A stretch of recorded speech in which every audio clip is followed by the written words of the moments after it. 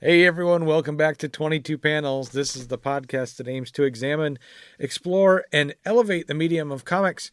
I am Tyler, and across the interwebs from me is Tad. Hey Tad, how's it going? I don't have a thwip in me. Thrip, You still thrip, need to get thrip the sound effect for us. for We the got to find thrip. one. Yeah.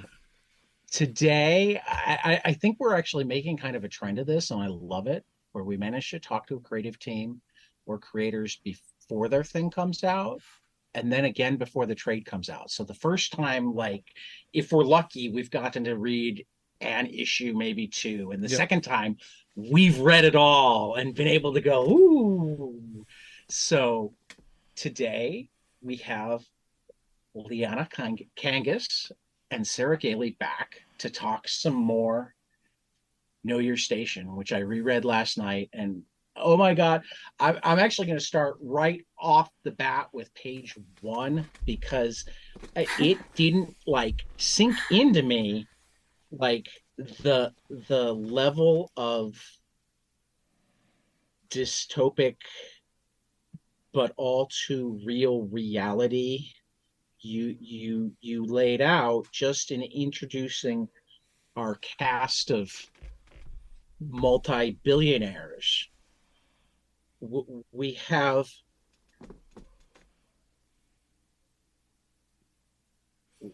we have first our technical staff members are reporting to Amanda Slotnick, who has a passion for privatizing learning, which as a public school teacher, I don't even need to say much more about what I think of her changing the world by bringing corporations into the classroom.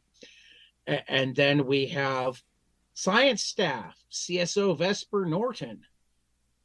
Vesper spent his early career lobbying to protect consumers from the influence of doctors. And the First Resort now proudly hosts his pharmaceutical research. Um, this this feels an awful lot like a presidential candidate that we currently have, who I don't feel like most people knew who he existed before a month ago. So I wonder if it's dumb luck or if he was just already on your radar because you're that.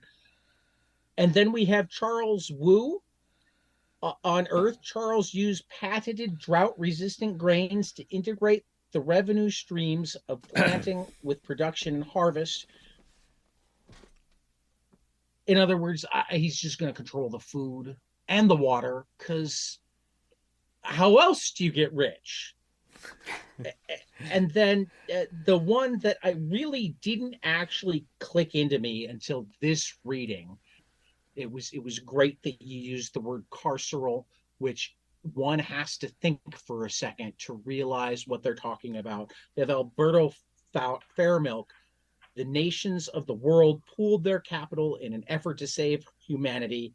Alberto leveraged carceral resources to turn that funding into groundbreaking process. Carcerals is incarceration. So he had his for-profit prison slaves.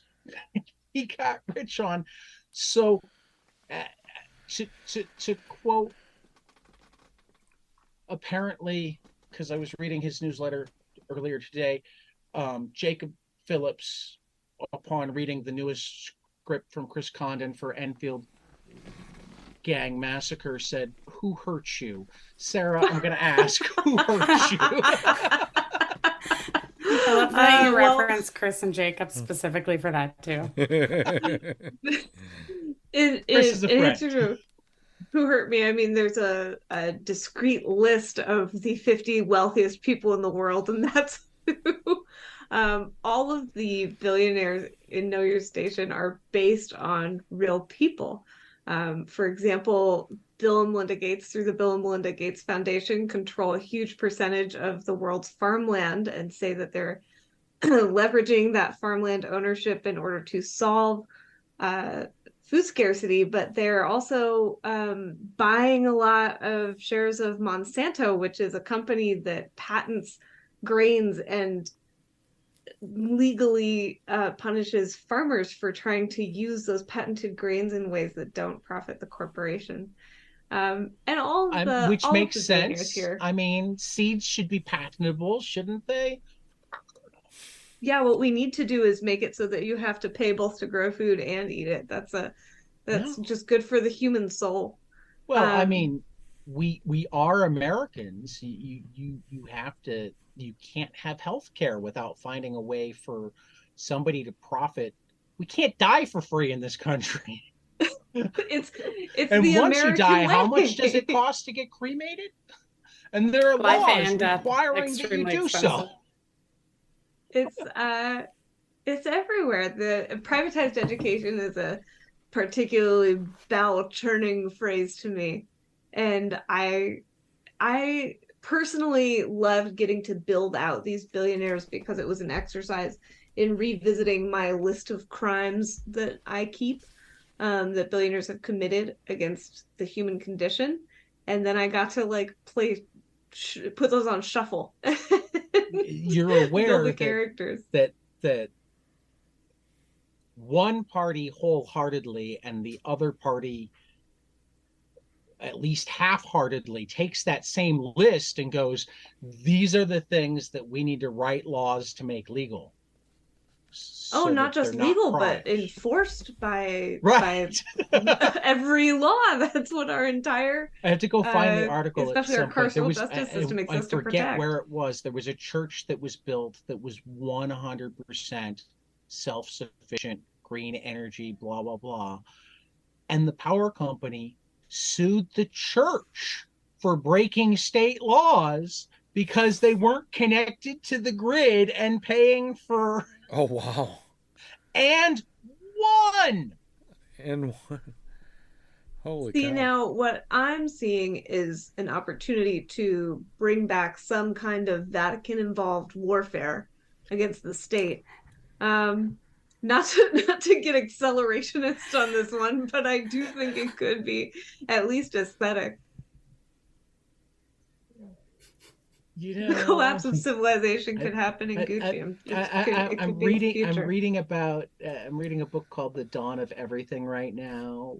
Well, rereading. I listened to it and went, I need to like read it and take notes.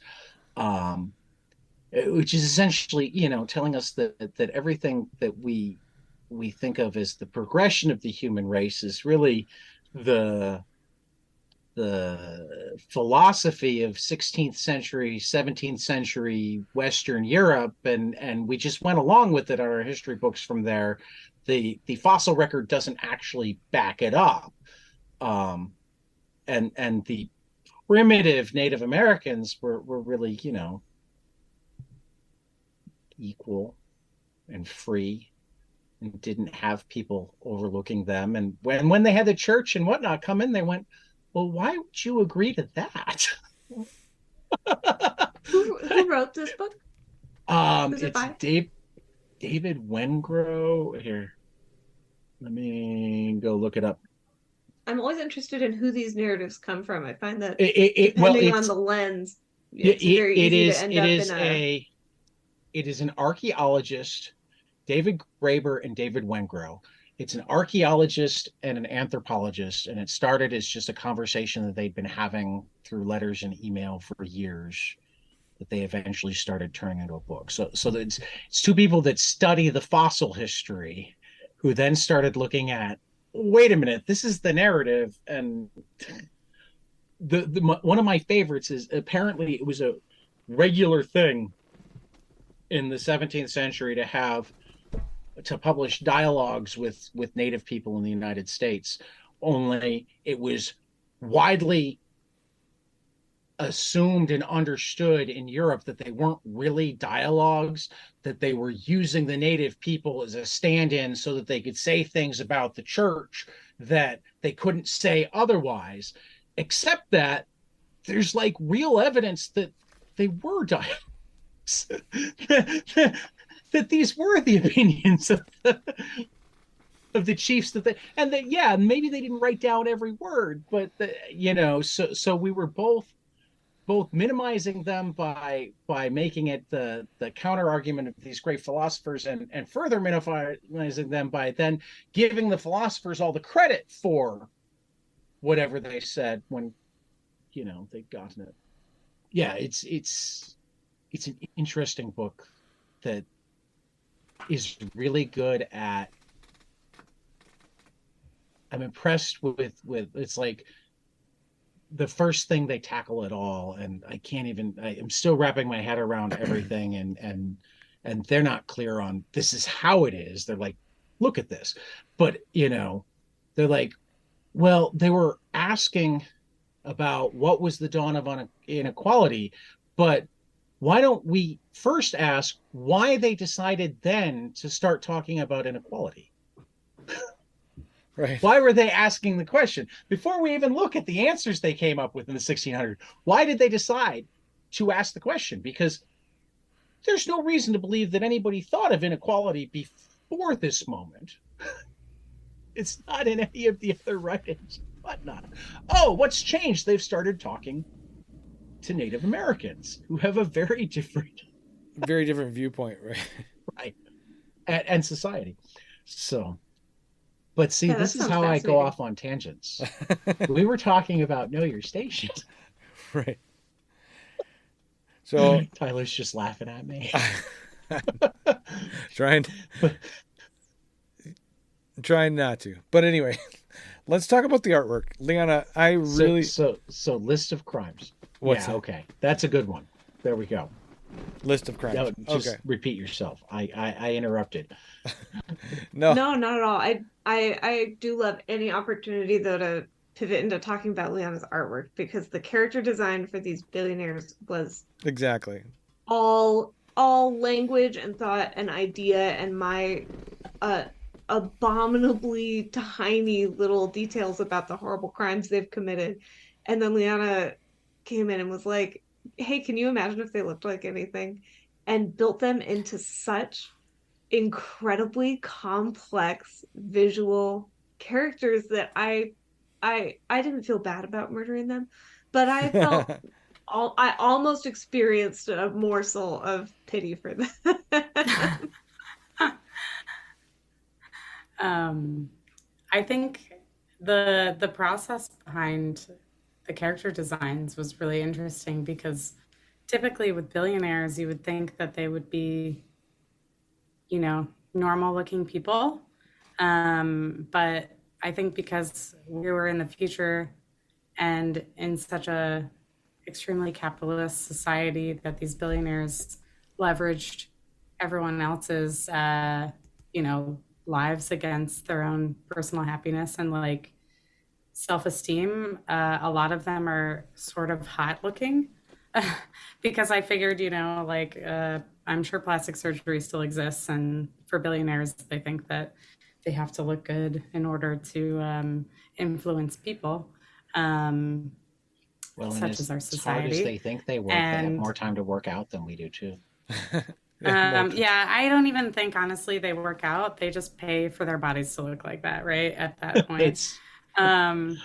But who's to say? I did not write it, so maybe Gailey has further insight on that. But I really wanted to utilize different looking folks. I mean, there were a lot of character designs already descriptions already predisposed for everybody, but it was really fun to get to design not only the intricacies of what they looked like, but also what they wore.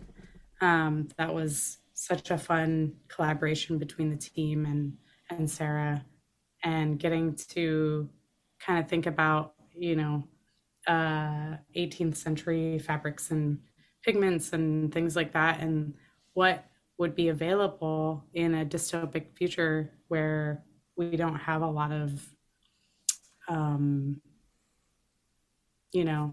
materials or do you have like things. So do you have like a Bible where you got to keep all this straight and try to remember, what? So when I was working on the book, I actually had a giant poster of my own designs printed out on like a paper that hung on my wall in my studio.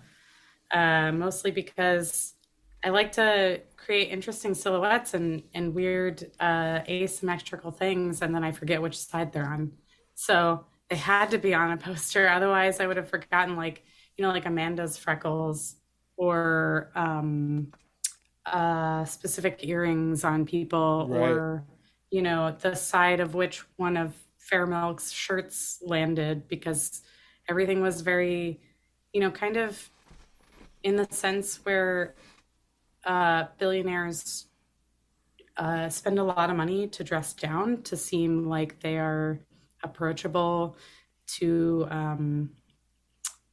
other classes, but also be so exuberant and ridiculous and spend so much money on it that they had to be, I guess, somewhat different, I guess is the way Right. I'm trying to articulate this entire thought. But it is 7:30 and I have not eaten yet, so apologies. My string and lack of yourself. Oh my god. Okay, I'm gonna yell at you about that later. Yeah. No, I mean, when this was one of our early conversations that kind of helped us figure out how we were going to collaborate, because Liana and I truly very much co-created this series. And in our early conversations, we were talking about, okay, let's just talk about fashion and what are billionaires communicating with what they wear? Are they communicating approachability and reliability, or distance and austerity, or are they just communicating in any way possible I'm better and different from the people around me?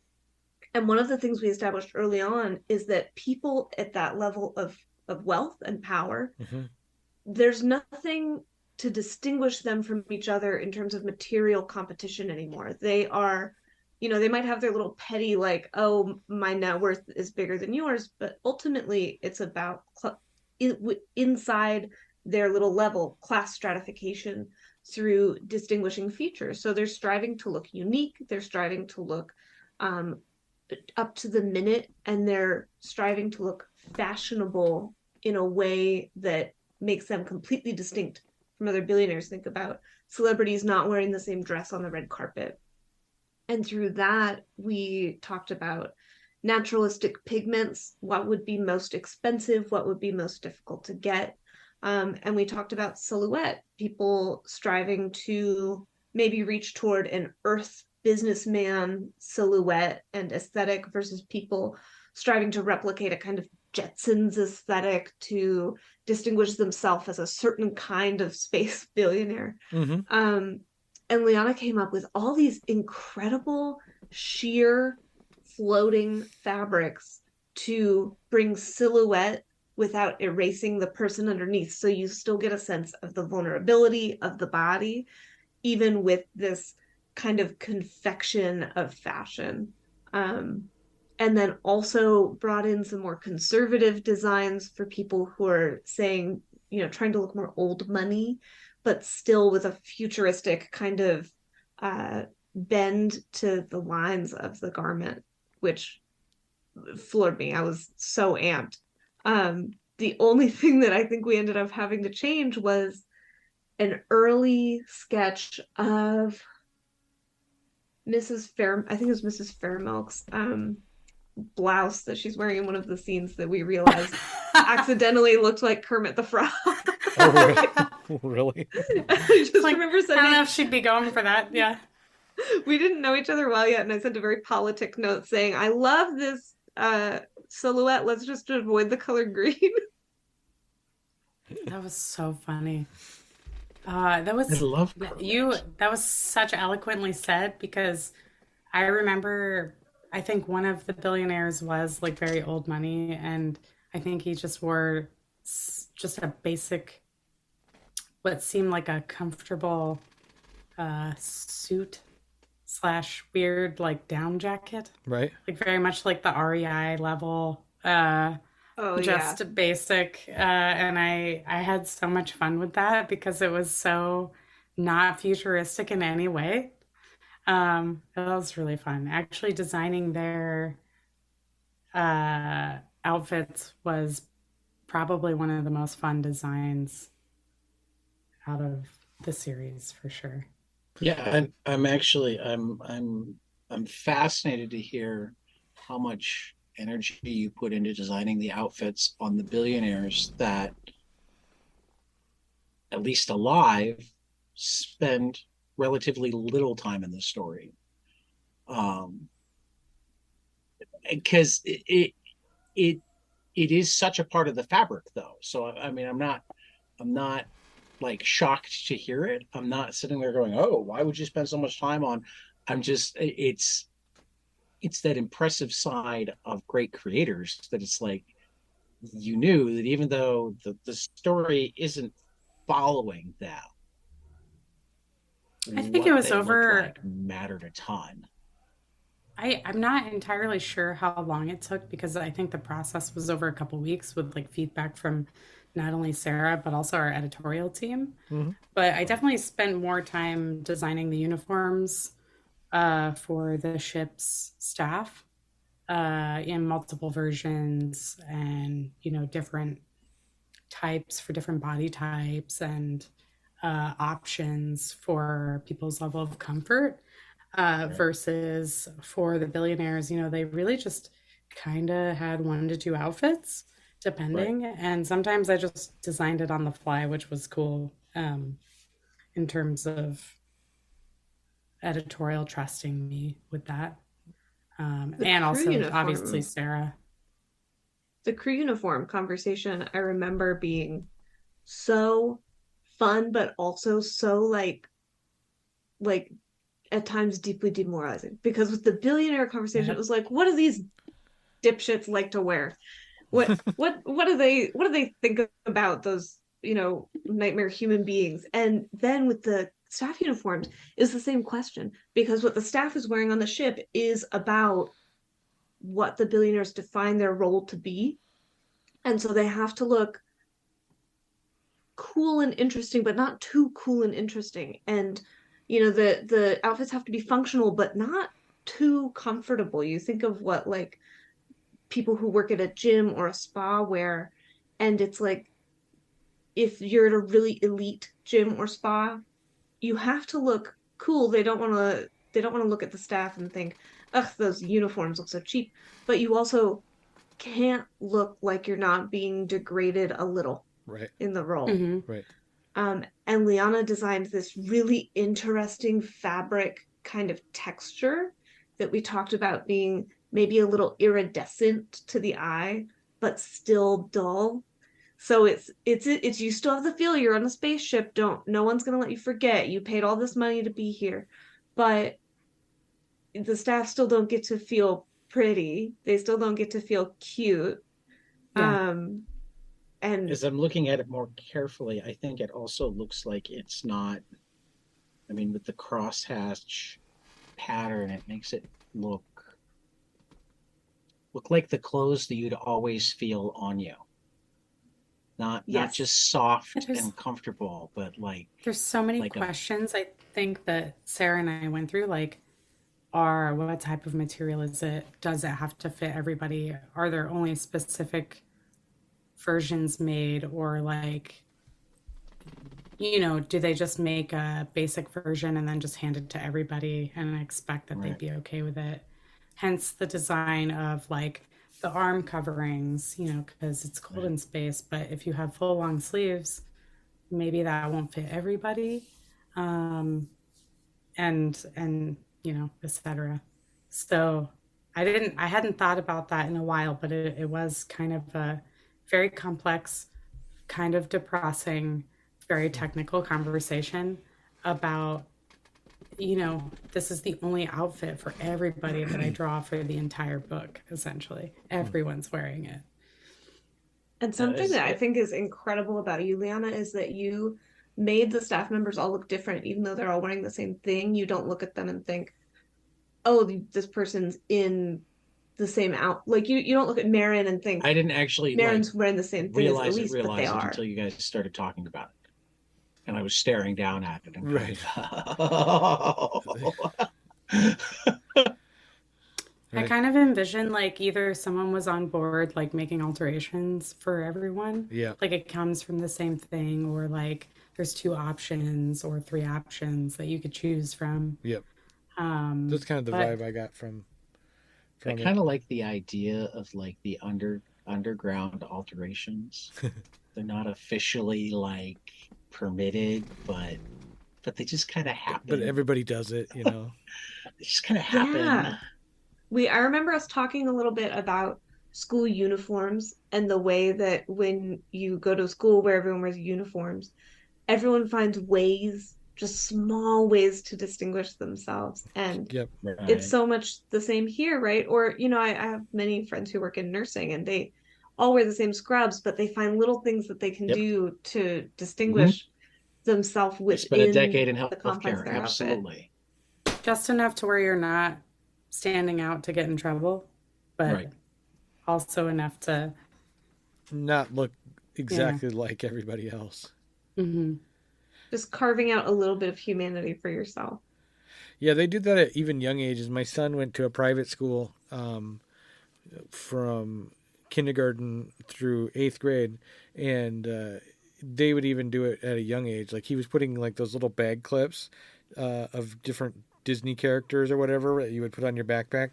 He was putting them on his belt loop so they would hang down as little charms on his belt, just to stand out a little bit since they all had to wear the same polos and shorts.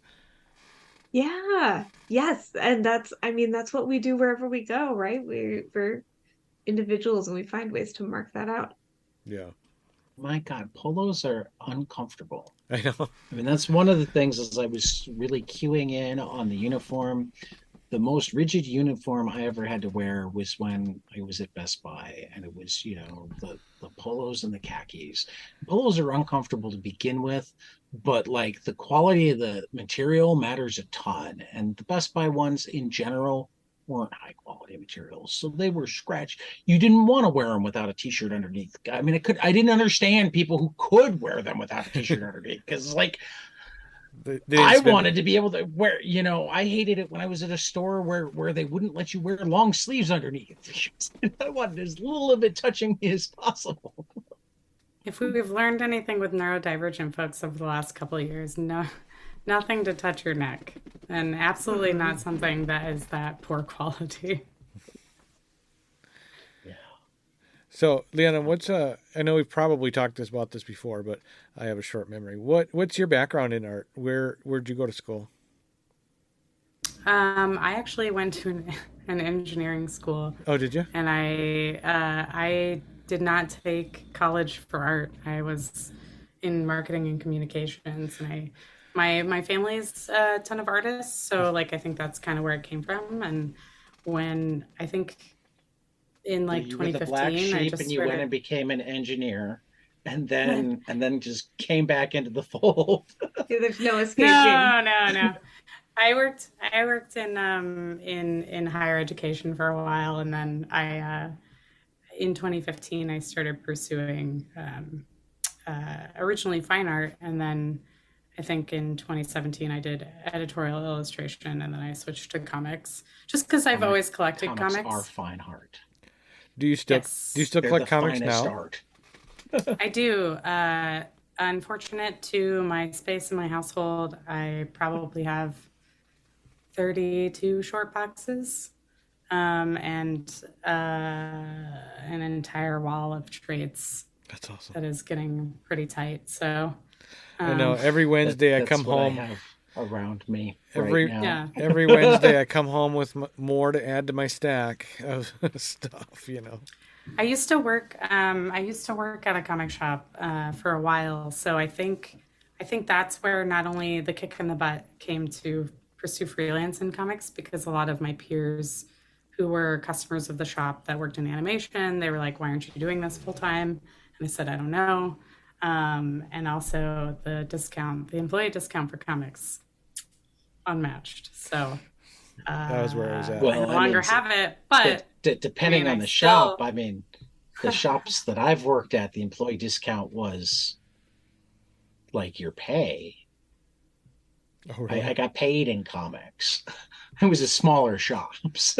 I never actually got a paycheck from a comic shop. I got lots of comics from comic That's shops. hilarious. That's kind of how I started back when I was just, hanging out at comic Right. shops, was hanging out with a couple of friends doing back issue logging and stuff, and Right. then would get paid in comics.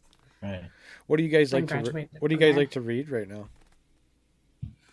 Ooh, that's so funny that you asked, because Gailey and I actually have an open, large Excel spreadsheet that we are currently sharing Oh, nice. current reads with each other, and we're Yeah. like constantly on top of like one of each other in terms of like being like, hey, have you read this yet? And I'm like, no, I'll follow up and read it tomorrow. I need to update the spreadsheet too because I don't I've been even Yeah, want me too. editing. terror. Can I have viewing You want to on see the list? that? You want to see the list? I don't need to be able to add to it. I just want to be the voyeur to go, oh wow, that looks. It's gonna be long after I update it. I sorry- have I'm lots sorry of in long advance, spreadsheets Liana. myself. I'm gonna be I've been chopping it I up. might add that with you, because I've been considering getting like a barcode scanner just to easily scan everything on my shelf instead of typing it in. Oh, that's Oh, genius. Oh, There are apps that do it with just your phone. yeah. You don't need to get a barcode scanner. I've tried them, but not all of my comics were scannable. So Yeah. I think that's I think That is the an issue. completionist in me like was so mad at that I was like, Yeah. it'd just be easier to get the ISBN Yeah. and just Right. I just finished Hannah Templar's Cosmo Nights. so good. Books 1 and 2, fantastic.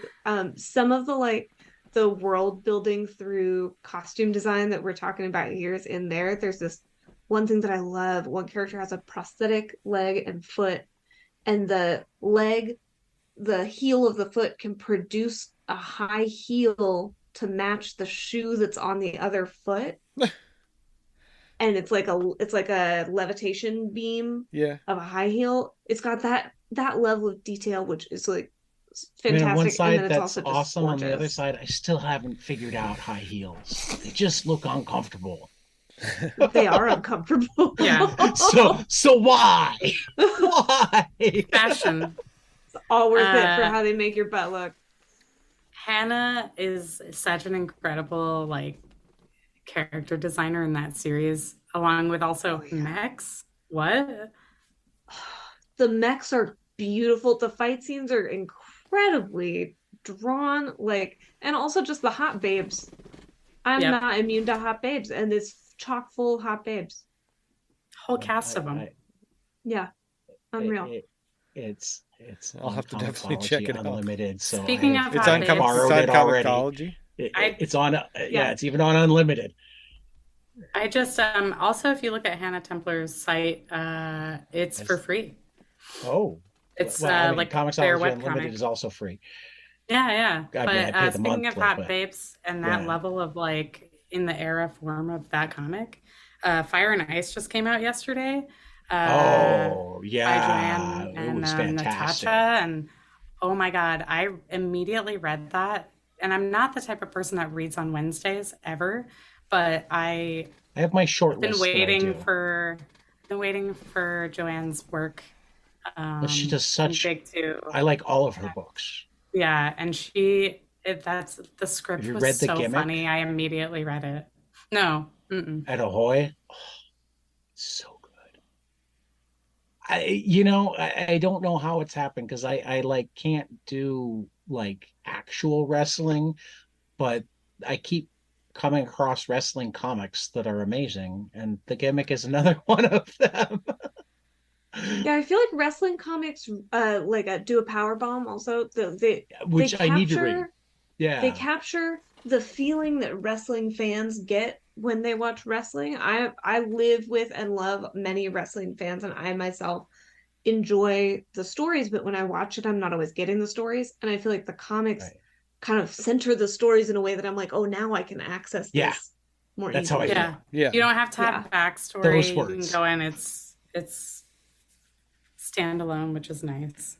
The Globe Yeah. comics, even Hannah Templar, and Yeah. I also think Lisa Sturl. Also Oh, really Hannah good. and I Lisa read the are such a book. good team to be doing women's wrestling comics. Oh my Yeah, God. That's absolutely. such a good pair for that. Yeah. Such a bummer that Glow got canceled and that book has not been extended. Awful. I'm looking for. I have not read the comic in weeks, otherwise I would answer more. Oh, you haven't read anything in weeks? That's funny. No, I I have been reading that Mallory book that Sarah mentioned earlier. yeah. Oh yeah, Lady from the Black Lagoon. Yeah. It's really good. I'm actually checking these out as we're speaking. Yeah, no, that's the I remember we did this the last time they were on too. I know, because we always feel ask, well, like what do you you were guys the read? ones that was it the what's the wasn't there like is it the Squad? Was that something that you guys told me Squad, to yeah, read? Maggie Squad, Hall and yeah. also Yeah. Lisa Sturl. Yeah. Oh, good. Another phenomenal team. I love when they work Mhm. together. Oh, yeah, They're both so okay. nice too. They need to be part of book clubs with us now, Tyler, too. We need to have the Gailey and Kangas book And club. yeah, we'll take their recommendations and read them because we're always looking for Right. what to read next. Yeah, Oh, we'll have the perfect. Gailey and Kangas spreadsheet hour. Yeah. Spreadsheet. I love it.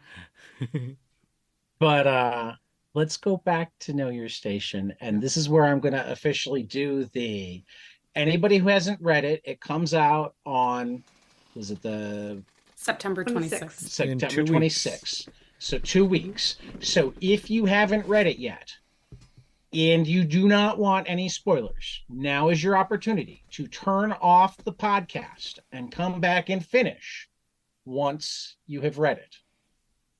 Because I have questions. Okay, 3, 2, 1. All warnings have been given.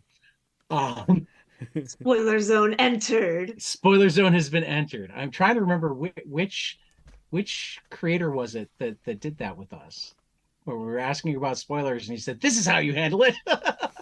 Yeah. Immediately fell into it. I'm like, perfect. I got to remember that. I don't remember who that Genius. was. I don't remember right now either. For our listeners out there, Mom, John, the two of you that listen to everything, if you remember which episode that was, let me know so I can properly attribute in the future. My first question, just because when I see such a marvelous universe, I always want more. You keep alluding to this other ship and or place. Right. Is there another story? There are always more stories contained in the corners of every single story. I currently do not have those corners folded back, but they are not nailed down either. Okay. Good to know. Because I will say that there are absolutely no more stories in the Know Your Station universe without Liana Kangas. Well, that's okay. Hey, job That's- security. That is That's okay because she nailed certain. it. I mean, don't get me wrong. I love wide open universes. I love it when different people get to play in the sandbox. But See, I don't. I'm also completely okay when people say this is my sandbox, nobody else allowed. I think for me, it depends on what type. Like the House of Slaughter stuff has done a really cool way to have different artists and writers and contribute to that. Well, I think sometimes it has to do with how they were initially envisioned too. One of my favorite fiction series is the 1632 Ring of Fire alternate history books that Eric Flint started up, where he literally took a town from 2000 West Virginia and dropped it into 1632 Eastern Germany. And he actually went out and he picked the town that was the model for Grantville. He got the entire catalog of their library, their school library. So they have this whole set of resources. This is what you have from the future to tell stories in the past. And initially it was him and then David Weber joined him and more sci-fi people, but pretty quickly they put the resources up online and anybody's allowed to write in it and it'll get published, whatever. So, it goes all over the place now. And that's a cool concept to me. For that matter, what makes the superhero universes work is the different voices. On the flip side, if you've got a more discrete universe and you haven't necessarily, you haven't even told us exactly how things are on Earth. You might know more about it. We just know that things are so bad on Earth now that this job on the space station seems like a good one. And that like everybody's in jail on Earth, pretty much. Did I miss anything? It's not wildly different from now. But yeah, That's true. there's definitely especially in the documentation and the scripts, there's so much freaking backstory. For this series, I wrote so much stuff that's not on the page just because I was like, here's how we got to this thing, and here's how we got to this thing, and here's all my internal logic. Someone please look at this and tell me that it's good. That leads me to actually a pair of questions. The first is, will we get any of that in the upcoming trade? And if people love this as much as I do and whatnot, and we're not getting a ton of it in the upcoming trade, would you ever consider the deluxe edition sometime in the future where you blow it up, make it a hardcover, and give us lots of the Bible? Because, I will scream from the top of the mountain that everybody needs to love this book if there's even the slightest glimmer of hope that we could have that. I think a lot of the bonus material in the trade rightly focuses on the art.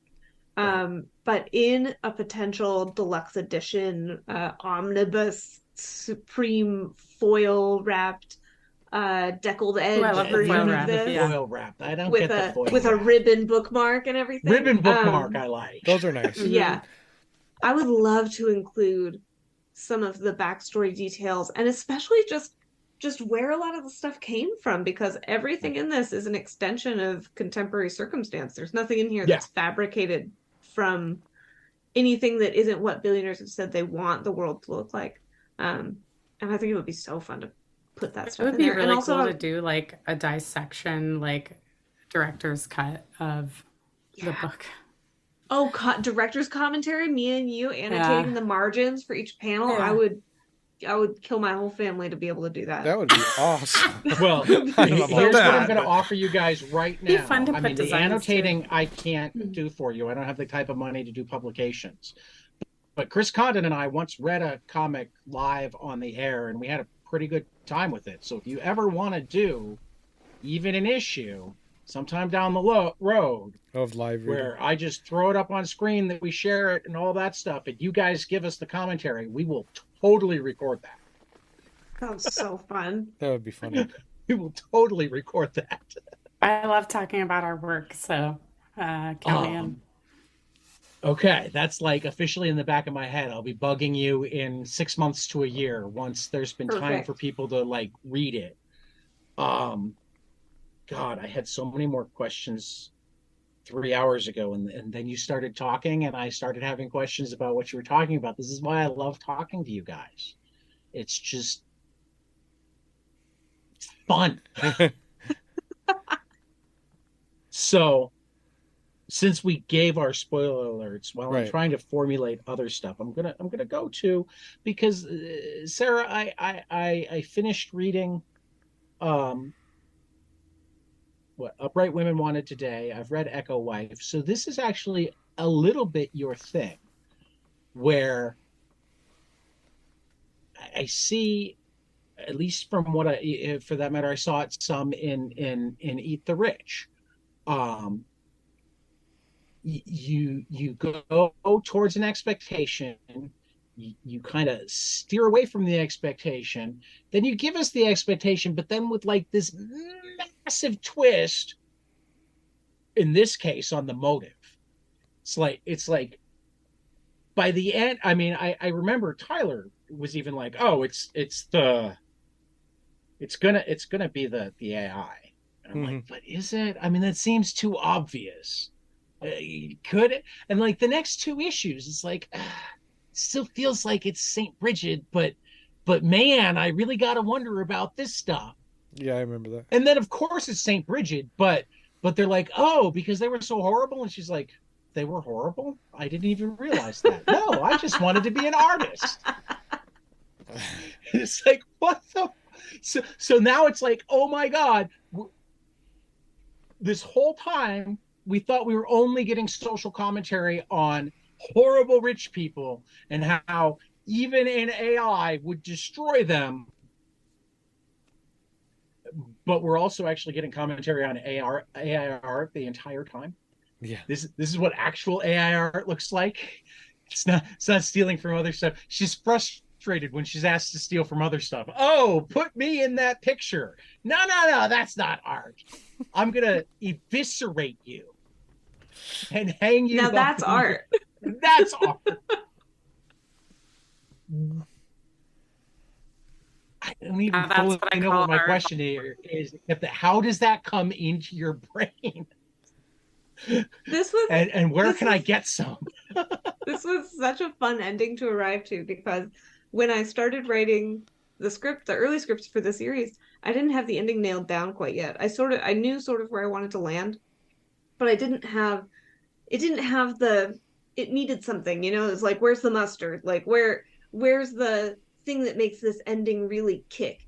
And I remember being on the phone with our editor, Elizabeth Bray, and being like, so this is missing something. There's something not interesting yet. There's something not quite there. And we went back through and we looked at all of St. Bridget's motivations, because we knew it was going to be St. Bridget. Obviously, it's St. Bridget. Of course it's St. Bridget.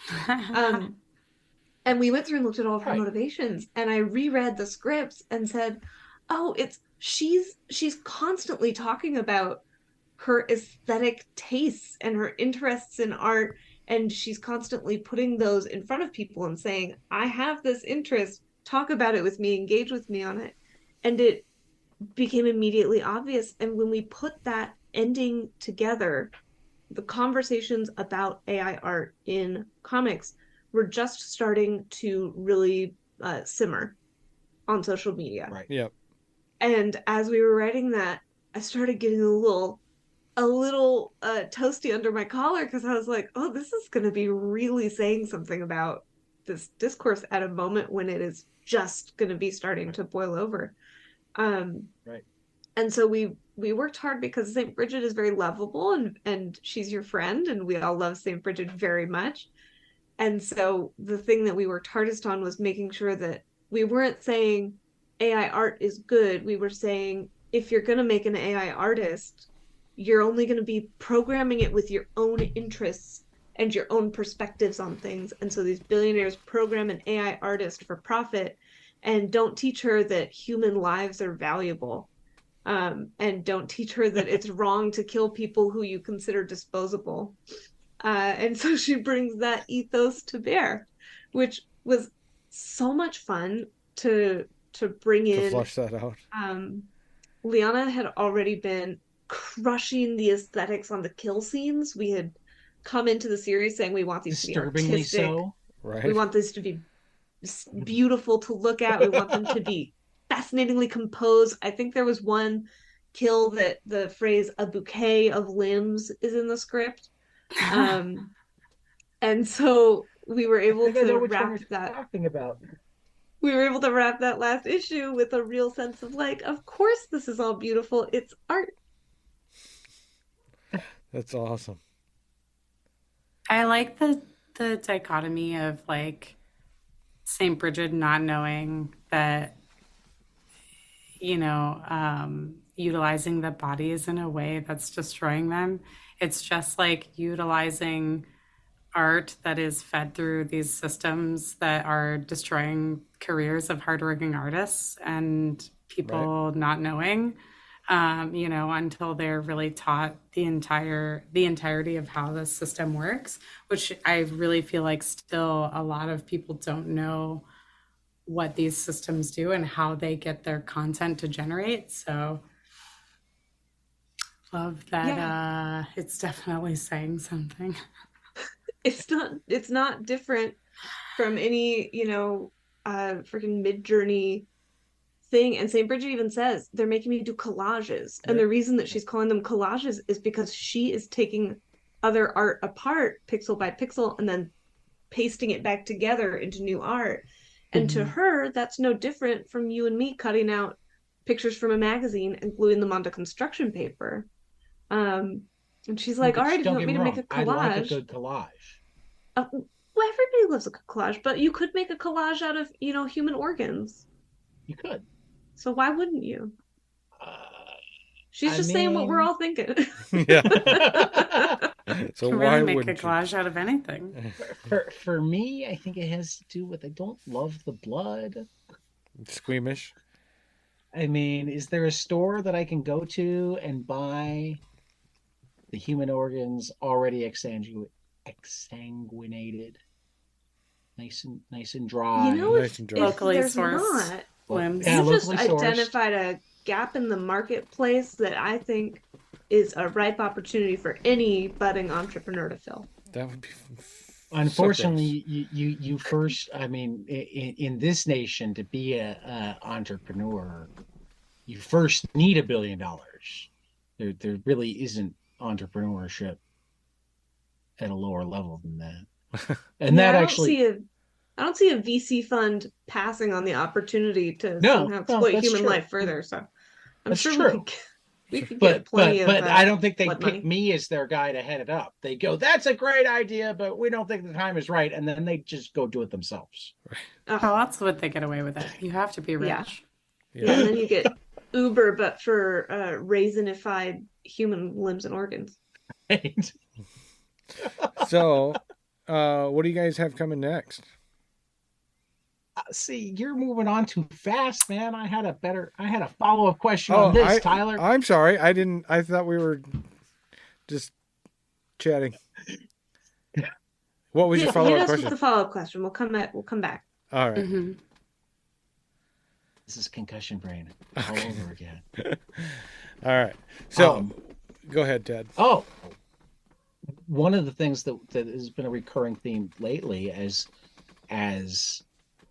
the mini comic COVID bubble has kind of burst a little bit and people have been rolling back whatnot, that I think this winds up, and I don't know if it was intentional, but it's certainly great accidental commentary on, in previous generations, one of the ways that uber rich have separated themselves is by patronizing the arts. I mean, if you gave me $1 billion right now, we'd have a lot more comics, just because they don't cost that much when you've got that kind of money. Right.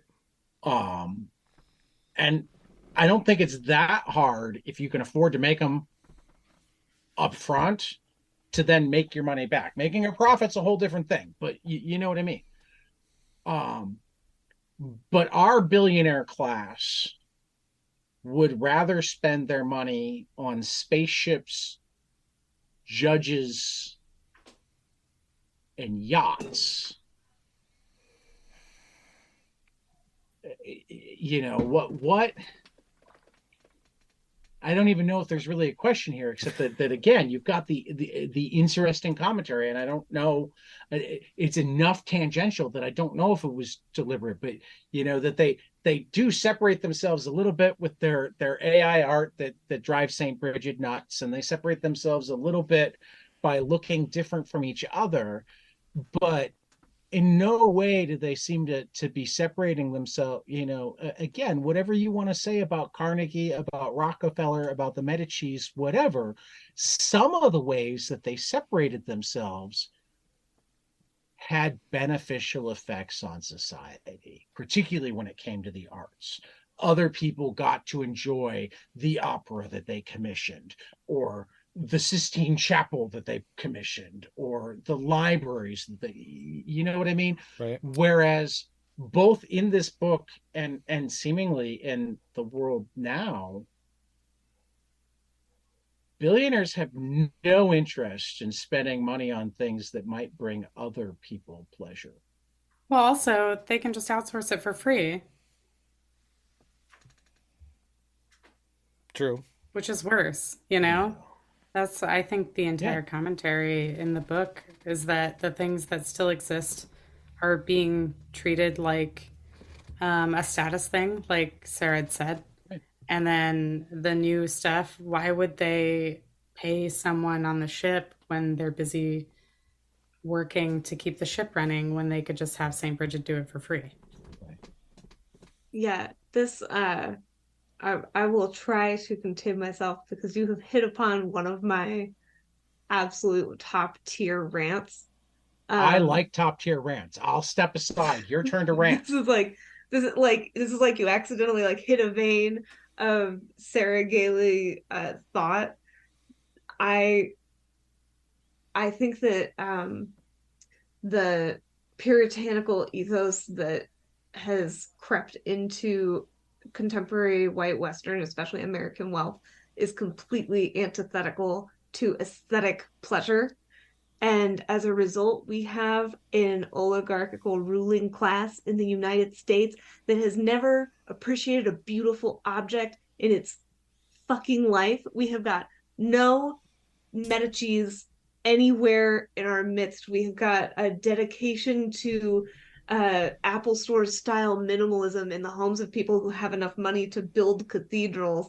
And rather than being patrons of the arts who interest themselves in any way in pleasures of the flesh and worldly goods, they interest themselves only in exploitation and the death of beauty. And I think that if you are going to have the gall to exploit people in order to be wealthy, you need to have the balls to then commit to being an eccentric weirdo who takes risks on commissioning beautiful, gorgeous art and building museums and public spaces. I mean, for God's sake, if we're not going to show up outside these people's houses at their home addresses, which are, again, publicly available information, with weaponry and fire to destroy them, what is their motivation to build a new City Beautiful project movement and give us public spaces? What is their motivation to try to leave behind a legacy that will keep us from villainizing them? I think that it's fucking mortifying to have people with this much money and this little taste. They are buying Teslas, for God's sake. Yep. Teslas, cars that look like nothing.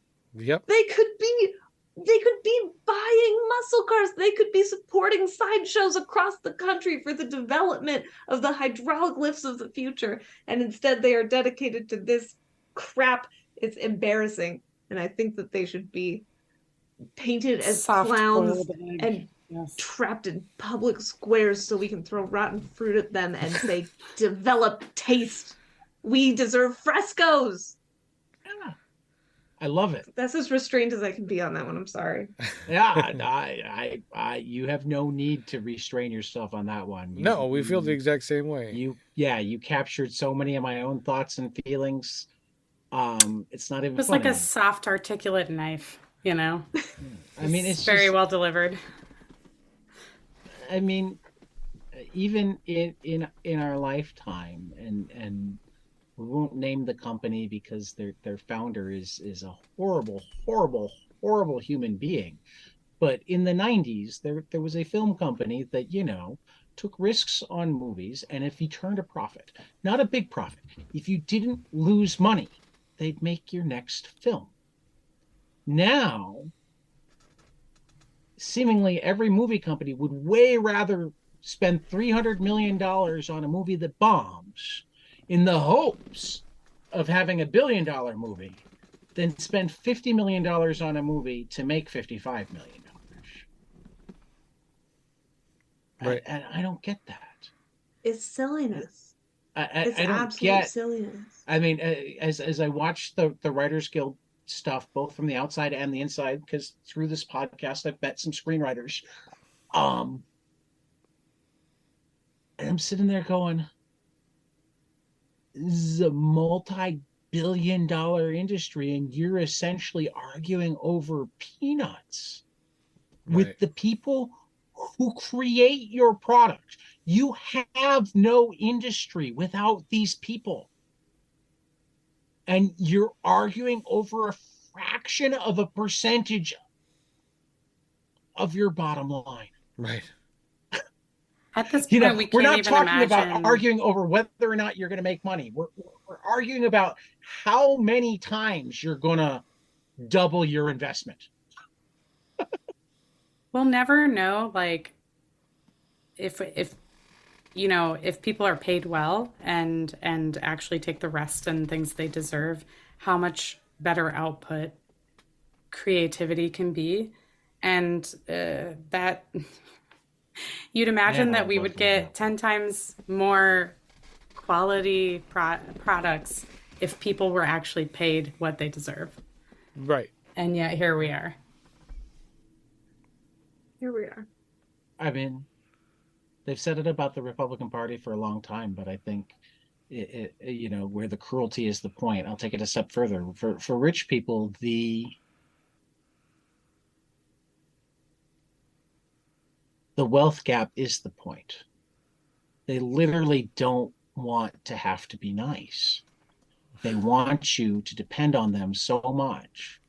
You know, I have a friend who has a friend who's like a high-end wedding planner in California, who winds up losing contracts sometimes because he has a nicest clause. He has the nicest clause, and he's apparently this is the thing that the most people argue about. They want it taken out, and he's steadfast on it. That you have to know be he nice. can dump you at any time if you do any of these things, and you know get paid the prorated amount. Blah blah blah.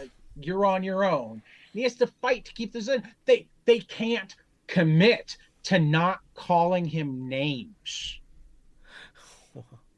How hard is that? Wow.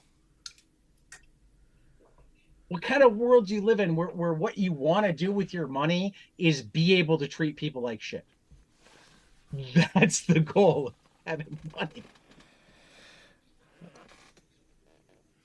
Wow. And you I mean, Sarah, I knew, I mean, I had to ask the question because I knew it was the Sarah spot because I've read enough of your work right now and it's a theme.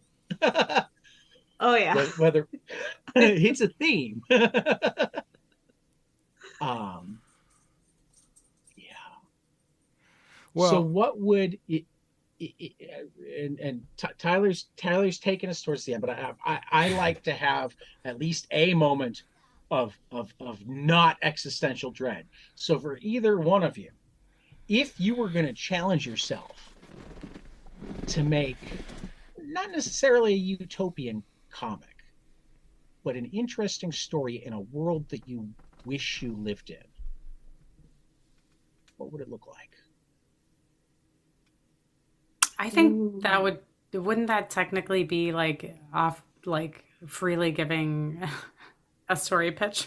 Well, no, you don't have to tell me the story. yeah. Yeah, The world that Tell me world that just we a little would bit about wanna- what the world would look like. the world that we would want to okay. write stories. It basically, if we weren't writing comics in which everything is fucked on a platinum level, Right. Abysmal. Yeah. I would be fascinated to write stories in a world in which abolition of the carceral system has been completely fully realized. I think that is something that a lot of us talk about as a means of trying to push toward that future. But human imagination is limited. And I think that people struggle sometimes to imagine the destruction of current systems that support the society in which we suffer. And as a result, reading stories in which not only is the carceral system not represented on any level, but it's actually like completely absent and different support structures are in place would be profoundly valuable in supporting the prison abolition and police abolition movement. And I don't think that I'm smart enough to write in that world, but I wish I was. I mean, because that's fascinating. And as I think about it myself, and I think I'm a smart guy, the first problem I run into is, but what do we do with murderers and rapists? And it's a big question, and it's one that is, and I think so that's the much better first question answered that you have to manage to story answer to do than that example. well. Yeah. What? It's the kind Yeah. of question that you need story and narrative to answer satisfactorily, Absolutely. because if you try to answer with a like categorical response or here's the laws that I would put in place as someone who doesn't know shit about writing laws. You immediately run into the obstacles of logic as opposed to the obstacles that are really being asked in that question, which is, how do I feel safe? And that's a question that you answer through story. I think forward to that. I would like to add on to that, because now we're just collaborating. I'm choosing that we're collaborating on a story. I think it would be interesting. Hey, you have actually started it at the end of Know Your Station. Just saying. I would like to explore what a utopic society would look like without the business of death, and how expensive it is to suffer through illness and death, and what that does to society. Yeah, I think that would be a really interesting story to flesh out. What would it change about the way that we live to not have the expensive death? Yeah, the second volume of Know Your Station is starting to write itself for you guys. Just saying. There you go. Can you imagine just living? Wow, concept. Guys, we've hit that hour mark, and I know we were talking about we needed to get going, but like I asked earlier, what's coming up next with you guys? With both of us, hopefully some really fun stuff. But this month we have Know Your Station coming out. Yep. And I also have an Archie one-shot called Welcome to Riverdale, nice. Which is in the horror line, as well as Mariko Between Worlds at Mad Cave, my first book market graphic novel. That is a very sci-fi romance breakup story. So very, very weird, very fun, and tons more news coming soon, hopefully, as well. Yeah, fingers crossed for us being able to talk about more and more and more in the future. Okay. But the Know Your Station... You're more than welcome to announce anything through us. Thank you. Or even just consider us once you've announced it. We're much better. People who have more than just their mom listening. And John. Don't want to forget John. And in addition to the Know Your Station trade paperback coming out and Mariko Between Worlds, which I read and adored. Right. I should also plug in November, the first issue of my run of White Widow for Marvel is coming out, following the story of everyone's favorite assassin. So I hope that you'll pick it up. I think it's going to be a real blast. And I'm writing 4 issues to start, and then we'll see. I think the thing that they didn't necessarily say, but that I think is true, is we need to sell a lot of copies for me to get to write more than 4 issues. So here's I would like White Widow content, please. Everyone pre-order. Yeah, I'll be buying one. I love new Marvel series. Thank you. Thank you for supporting my little demon baby. I love her so much. When does that one hit? That one's in November. November, okay. I'll make sure it's on my pull list. Yeah. Thank you. I'll tell them. I'll tell Marvel. I'll say we got one. You got one. 2. Sounds good. All right, guys. 2 is enough to extend a series, I think. So I think we're actually set. Totally. As long as they're the right 2. Exactly. All right. 2 prestigious buyers. You'll be my meta-2s. Oh, for $3.99. I wish. I wish. I mean, trust me, again, I win one of those big lotteries somehow by finding a ticket on the ground, because I would never actually spend money on a lottery ticket. You guys will never have to look for backing again. I promise. Beautiful. I'm following up on that. I'm taking you up on it. Well, you got to find me the lottery ticket, because again, I won't pay for one. I know my math too well. Well, thank you both so much for having us. It is such a pleasure to get to talk to you. It's fun. Coming back. What was that? Thank you for coming back. Oh yeah, thank you so much. It makes me feel loved when people like us enough to come back. Of course. And I'm so glad that you're excited about the series. It's nice to come back. So and good. Talk about it. I can't wait to finish it. So Tad was right. I did the first 2 issues, and then I'm waiting for the trade. So he's the king. Well, and I got to give him credit. He's on a budget, and he likes to read like first issues, second issues, to be able to talk about them on the show, that sort of thing. So Yeah. I appreciate that. But he's the king of, I read 2 issues, I loved it, I'll finish it when the trade comes My out. trade library is huge, but my comic library has I to read slim 2 down. issues and so. I'm like hounding the creators. Are you sure you can't slip me the next one? All right. Well, Well, thank you for hanging out with us even after just those first 2 issues. oh, no problem. He'll read the Absolutely. rest. I know he will. I will. Yep. It's completely up his alley. Yep. All right. Oh, and Liana, we talked to Scott Bryan Wilson about True Cult, and he said only marvelous things about you. Oh, yeah. Oh, Oh, love Scott. awesome. Yeah. He better only say marvelous things about me. Well, I mean, we made it clear that you were our friend first. So, I mean, I love True Cult. and he came to us. So, I mean, All right, guys. I got to Killer. put my daughter to bed, so I'm going to let you guys go. But to our listeners out there, we thank you, and we'll catch you after the next page. Later. Thank you so much. Hey guys, this is Tyler from 22 Panels. I'm here to tell you all about our Patreon.